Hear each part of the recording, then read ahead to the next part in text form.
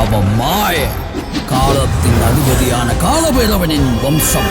DJ இசைக்கலைஞர் ஒருவர் தன்னை திருமணம் செய்வதாக கூறி மோசடியில் ஈடுபட்டதாக சின்னத்திரை நடிகை அளித்த புகார் பரபரப்பை ஏற்படுத்தியிருக்கிறது.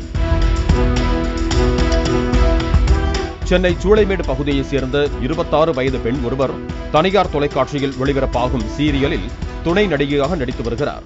இவருக்கு டிஜே இசை கலைஞரான ஷாம் என்கிற சந்தோஷ் என்பவருடன் இசை நிகழ்ச்சியில் பழக்கம் ஏற்பட்டதாக கூறப்படுகிறது. இருவரும் நண்பர்களாக பழகி வந்தபோது ஷாம் தனக்கு காதல் தோல்வி ஏற்பட்டதாக கூறியதாகவும் அனுதாபத்தில் ஷாம் மீது சீரியல் நடிகைக்கு காதல் ஏற்பட்டதாகவும் கூறப்படுகிறது. சீரியல் நடிகையை ஷாம் திருமணம் செய்து கொள்வதாக கூறிய பின்னர் இருவரும் கணவன் மனைவி போல வாழ்ந்து வந்ததாக சொல்லப்படுகிறது.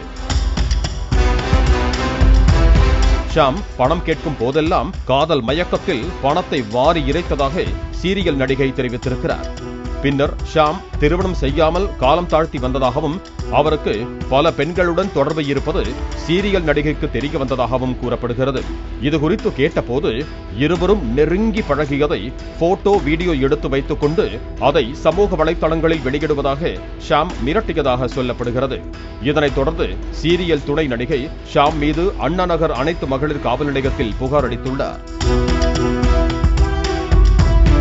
இதுவரை 6 லட்சம் ரூபாய் பணம், 2 சவரன் தங்க நகைகளை ஷாம் வாங்கியிருப்பதாக பாதிக்கப்பட்ட பெண் புகாரில் தெரிவித்துள்ளார்.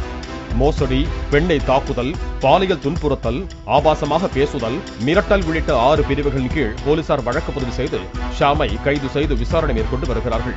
கைதான ஷாமின் செல்போன் மற்றும் லேப்டாப்பை பறிமுதல் செய்து ஆபாச புகைப்படங்கள் மற்றும் வீடியோக்களை ஆய்வு செய்ய போலீசார் சைபர் ஆய்வகத்திற்கு அனுப்பி வைத்திருக்கிறார்கள். மேலும் காவல் நிலையத்தில் ஷாமை படம் பிடித்த போது செய்தியாளர் மற்றும் ஒளிப்பதிவாளருக்கு காவலர் முன்னிலையிலேயே கொலை மிரட்டல் விடுத்த சம்பவம் அதிர்ச்சியை ஏற்படுத்தியிருக்கிறது.